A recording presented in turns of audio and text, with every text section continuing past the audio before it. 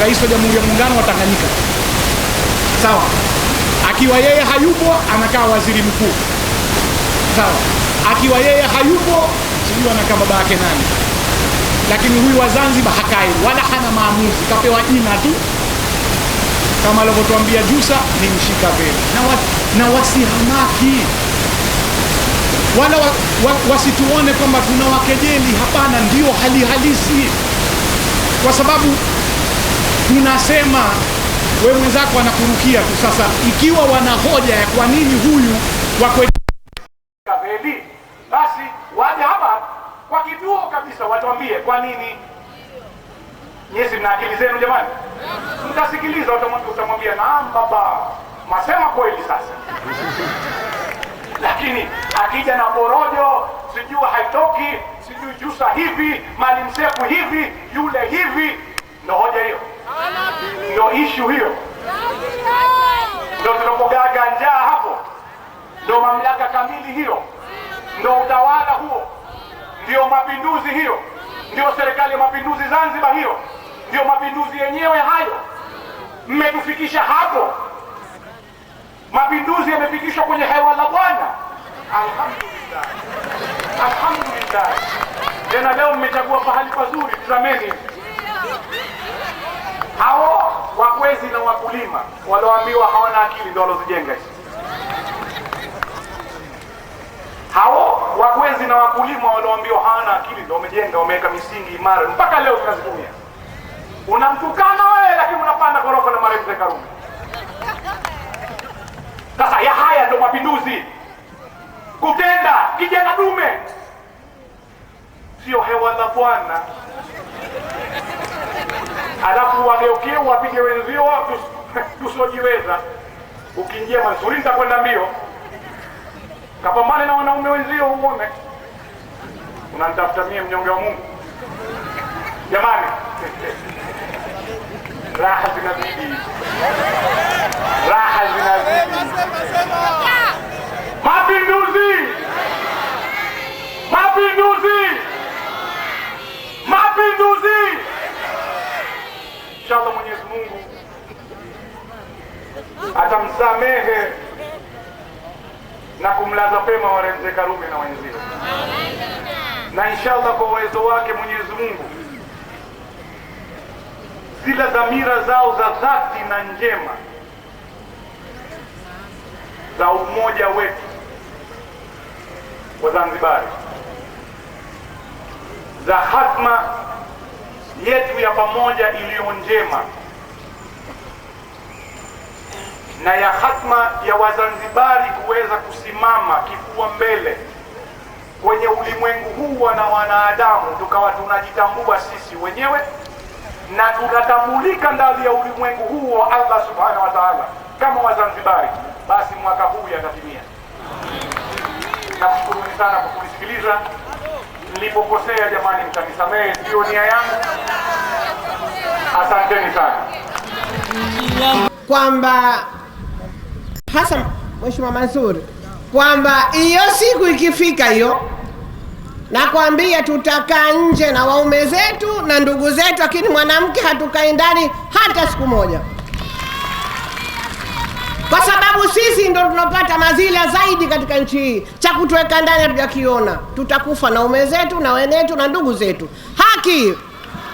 La pili, Mheshimiwa mgeni rasmi, naomba kidogo niseme kwamba CCM ikiwa wataendelea na hali hii ya kuiuza Zanzibar, kama hamjawahi kuona rais akapoteza deposit, mtaona mwaka huu.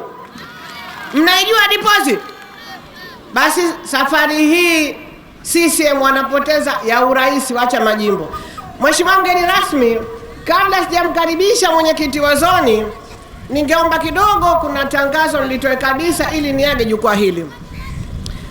Wakina mama wa wilaya ya Magharibi wa chama chetu cha NCCAF wametayarisha hitma tarehe 27 katika ofisi yetu ya Kilimahewa. Hitma hiyo ni ya wanawake watupu wote, kila anajiona yeye ni Mzanzibari, mwanamke Muislamu, tunamuomba afike saa 10 jioni tarehe 27. Lengo la hitima hiyo ni kuwarehemu ndugu zetu waliouliwa, nasema hivyo hivyo, waliouliwa tarehe 26, 27. Lazima tuwarehemu, Mwenyezi Mungu awaeke mahala pema inshallah. Haya, sasa namkaribisha mwenyekiti wetu wa zoni Mheshimiwa Masud aje atupe alionayo machache, na baadaye nitampa kazi ya kumkaribisha mgeni wetu rasmi Mheshimiwa Ismail Jusaladu. Mheshimiwa Bimani upenda kumwita Mbungo, kwa hiyo na mimi najaribu na mimi kuita Mheshimiwa Masudi, karibu. Huyu ndo MC wetu wa zamani, ndo tunapewa makole kidogo. Mshangilieni wananchi.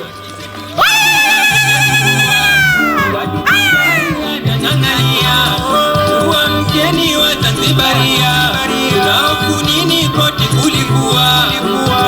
Mgeni wa Zanzibaria, utafuteni kwa kukumua. Haki sawa kwa nani? Wazanzibari! Wazanzibari!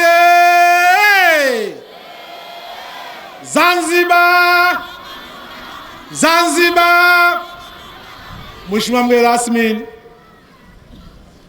mkurugenzi wa mambo ya nje ambaye leo umevaa viatu viwili tofauti na unachukua nafasi ya Dr. Philip Habib, mkurugenzi wa habari na uenezi, mjumbe wa kamati ya mkakati Mheshimiwa Mansur Yusuf Himidi, mwenyekiti wa jimbo la Ikwajuni, wananchi wenzangu, itifaki imezingatiwa.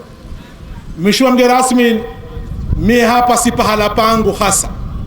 Kazi niliyopewa ni ya kumkaribisha Mbungo aje afanye vitu vyake, lakini kwa sababu mimi ni mwenyekiti wa zoni na una nafasi kukaribisha katika zoni, kwanza naomba mumpige makofi mengi sana Mheshimiwa Mansur Yusuf Himidi. Mheshimiwa mgeni rasmi, nimetaka makofi haya makusudi ili muone kama mnamuunga mkono Mansur Yusuf Himidi. Lakini neno lake moja kubwa alosema hapa, tuache unafiki. Tuache unafiki. Na unafiki ni uwanja mpana kabisa. Unaweza kwa kasema unafiki unampelekea mwingine, lakini na sisi wanafiki. Upi unafiki wetu? Hakuna unafiki mbaya. Tumekubaliana tukaandikishe kwa wapiga kura 2015. Tumetoka tumeandikisha kura, lakini cha ajabu hamkujitokeza kwenda kuchukua vipande vya kupiga kura. Si unafiki nini? Na kuulizeni, si unafiki nini? Kwa hivyo ili usiwe mnafiki, kuanzia kesho kila aliyekuandikisha hakwenda kuchukua atoke akachukua kitambulisho chake. Na sisi kama zoni tumeandaa utaratibu maalum. Wale wote watakwenda kama matawi yao, watajiorodhesha, tutawapeleka kwa usafiri maalum tume ya uchaguzi wakachukua vipande vyao. Hapana kubaki mtu. Mheshimiwa mgeni rasmi, mimi nitakwambia jambo moja tu. Waswahili wanasema shaka haishiki mwizi. Mheshimiwa mgeni rasmi, nakwambia usije hapo kwa hofu na shaka. Shaka haishiki mwizi. Hawa mwaka huu bwana wamejipura upupu mbegu, hawatoki. Wakitoka jasho unawawasha, wakikoga unawawasha, wakilala unawawasha, wakiacha unaota tena. Huu upupu mbegu. Kwa vijana muwe tayari, wakati umefika. Mansuri kasema maneno ya kimapinduzi ya mafumbo. Bora ukutwe barazani. Baraza ipi? Baraza ipi ukutwe? Kwa hivyo ukitoka chumbani uka barazani ni sawa sawa, lakini katika mapambano, mko tayari kwa mapambano? Mko tayari kwa mapambano? Wasikushughulisheni. Mmeona hapa kaja si yule kwanza kinana si nani wafanye nini? Kashindwa kwa Arusha kule. Lakini kwa sababu hapa nafasi ya kujifundishia ndio uwanja wa Sahara huu, kila mmoja aseme lake. Baada ya kuhukumiwa hakuna kitu, hatutoi. Wewe hapo Msomali, pumbavu wao. Hata wewe unasema utoi nchi yako. Sisi watu ambia leo unaelekea, hata wewe Msomali Ushakuwa na sauti ya kusema nchi. Wakitaka watatoa, hawataki watatoa. Wanavotaka tunataka. Huu mwaka wa uchaguzi, mwaka wa maamuzi. Tumeamua tubalishane kwa sanduku ya kura, walete kura tuamue. Hawataki hivyo, watuambie njia gani nyingine, tuandae vijana kwa ajili ya njia hiyo. Mheshimiwa mgeni rasmi, mie si jukwaa langu. Nataka nukaribishe mwenyewe Ismail Jusaladu Mbungo. Njoo uje hapa, uje uwaoneshe katiba yao, uje uambie ulonalo, na hapa uko mjini. Sema watakuelewa, sema watakusikia. Ulilonalo lote waambie, vijana wako tayari. Au mnasemaje? Dr. Ismail Jusaladu, njoo kama tujukwaa hili.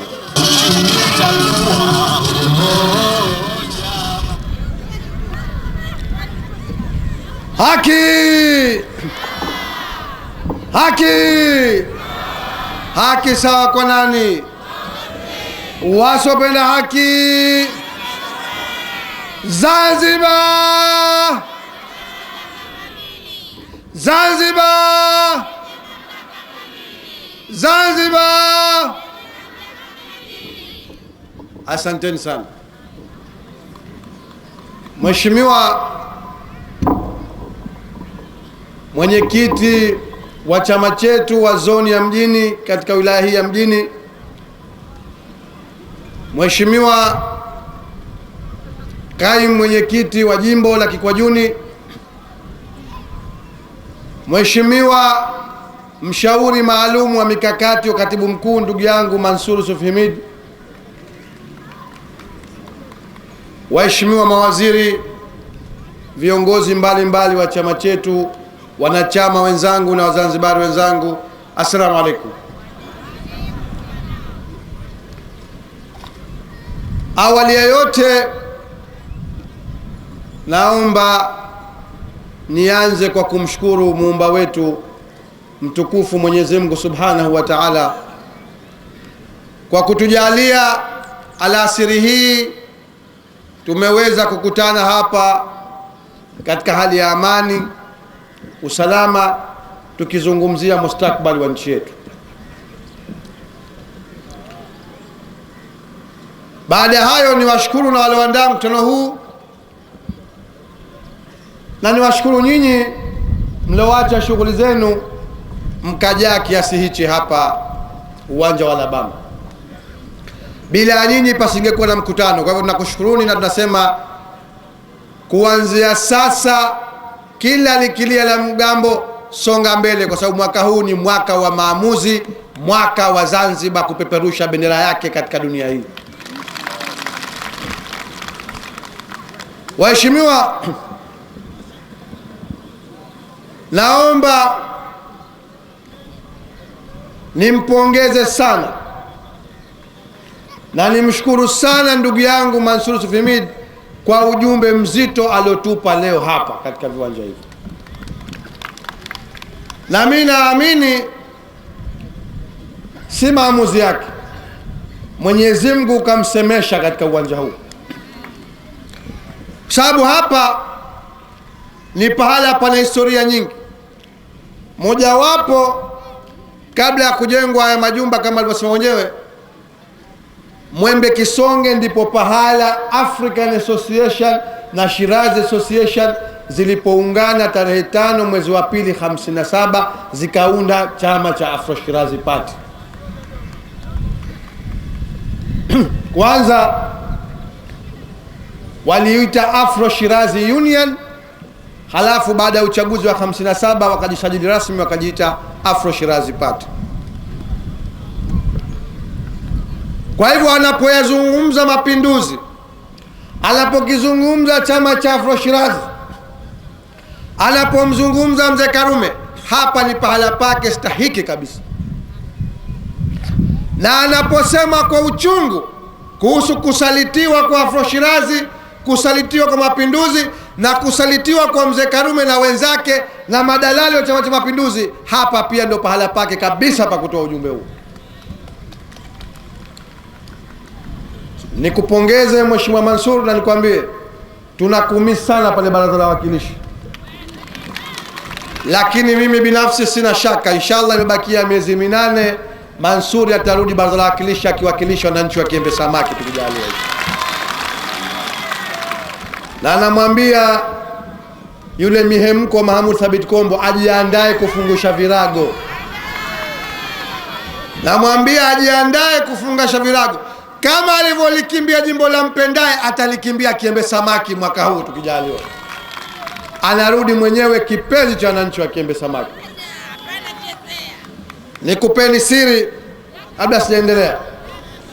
Karibuni walikwenda watu wa mamlaka ya maji ZAWA jimbo la Kiembe Samaki. Kila wanachokiona katika miundombinu ya maji wanawaambiwa hili mliletewa na serikali, wanawaambia hapana, hili atuletea mzalendo mwakilishi wetu tunayempenda ambaye tumemkosa. Mansur Tufimini ndio alotufanyia kazi hii katika jimbo la Kiembe Samaki. Kwa hiyo nasema hakuna wasiwasi, na mimi naamini si tu wakilishi, naamini Wazanzibari tunamhitaji Mheshimiwa Mansur Tufimini aje afanye kazi kubwa zaidi kusaidia na Maalim Seif kuijenga Zanzibar mpya tunayoitaka inshallah. Waheshimiwa, ujumbe wangu wa leo nataka nianzie pale alipoishia Mheshimiwa Mansur aliposema kwamba kuna maneno sijui hatutoi. Haya maneno si mageni kwetu, lakini najua kwa CUF na kwa CCM yana athari ya mazoea. Kwa CUF wanasema viongozi wetu tumezoea bwana, au hamsemi hivyo? Kwamba huwa wanatuambia, lakini ikifika pahala wana huruma na ungwana sana, hawa wanazipoteza haki zetu kwa kulinda mambo nasema ni ya hikma katika nchi hii, au hamsemi hivyo? Kwa hivyo yana tatizo, yana mazoea fulani hayo kwa CUF. Kwa hiyo sema si ndio yale, lakini yana na mazoea kwa madalali wa Chama cha Mapinduzi, kwa sababu wanadhani kwamba si tumefanya 95, 2000, 2005, 2010, kwa hivyo tuendelea kufanya tu. Na waambia CCM na kwamba na CUF, na litamka hili katika mkutano wa kwanza ninaohutubia kwa mwaka 2015, mwaka wa maamuzi, kwamba hayo Oktoba ni historia, hayapo tena katika visiwa vya Unguja na Pemba. Tena nataka nikutoeni wasiwasi, hata tone la damu ya mtu halimwagiki katika visiwa hivi inshallah biidhnillah. La tutawapelekea salama mapema, lakini kilichokuwa haki yetu wakisema hatutoi, lakini tunangoja kupewa, hatutongoja kupewa, tunachukua Oktoba 2015. Hilo na watu wa shaka kabisa, wala wasipange hili wala lile. Na kwa nini nasema hivyo? Mimi nashukuru kwamba karibuni walikuwa na hashuo lao hapa mjini, wakapita wakaishia Mnazi Mmoja pale, watu wenyewe 5, lakini yale hayashughulishi. Naloshukuru kwa mara ya mwanzo tumemsikia Dr. Ali Mohamed Shein pale akisema mambo mawili kwangu, nikasema mengi lakini kwangu mimi mambo mawili nataka kuzungumza.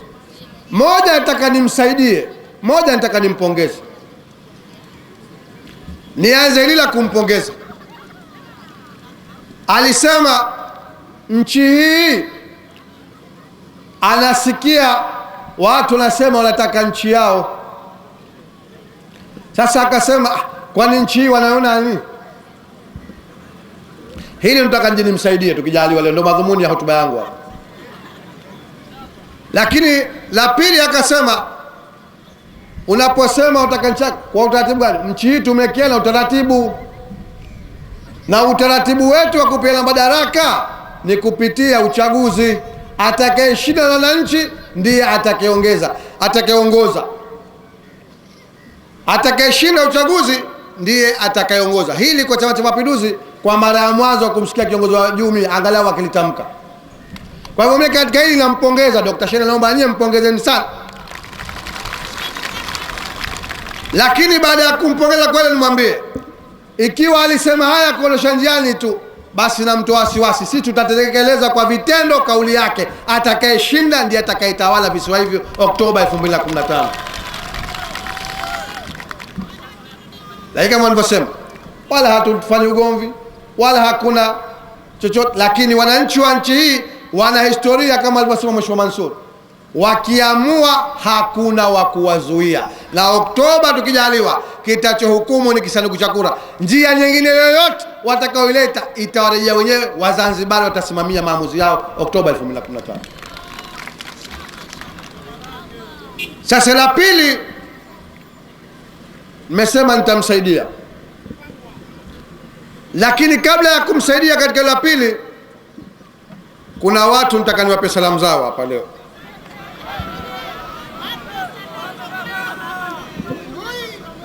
Kuna mkuu wa mkoa wa Kaskazini Unguja.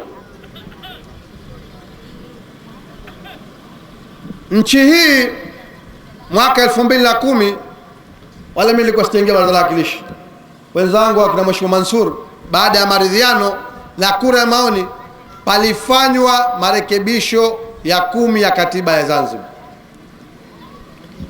na mojawapo ya marekebisho yaliyofanywa ilikuwa ni kuwaondoa wakuu wa mikoa katika baraza la wawakilishi,